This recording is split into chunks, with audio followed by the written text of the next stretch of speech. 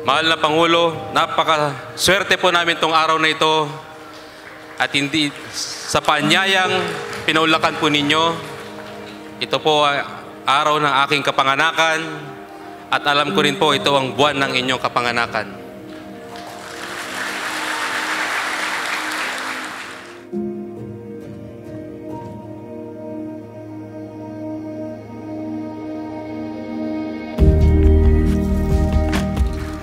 Go,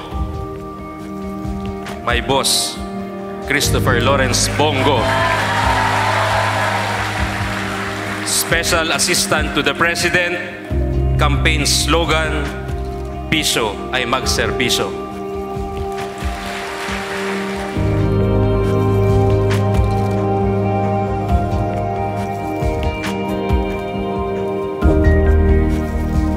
Ito sunod si Bongo.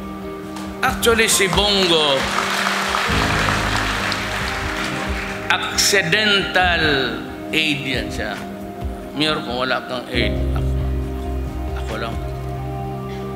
Bongo is, marunong yan mag-Bisaya. Taga Mindanao eh, Bisaya yan. Bongo is ay Batanggenyo. Ang tatay niya, Tesoro. Yung Tesoro Barong. Ayan. Dinidiscourage ko po na ilagay ang aking mga tarpaulin, mga pictures o logo sa kahit anong pinamimigay. Sabi ko nga, tanggalin nyo na po lahat yan at alam ko namang hindi nyo ako malilimutan. Makikita nyo sa traffic light, go, pangalan ko nandyan. Pangatlo po ay wag po kayong mag-alala. Wala pong government funds na ginagamit.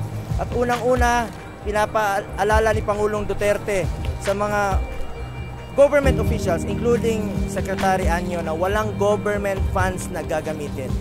And I assure you, walang government funds na ginamit po doon.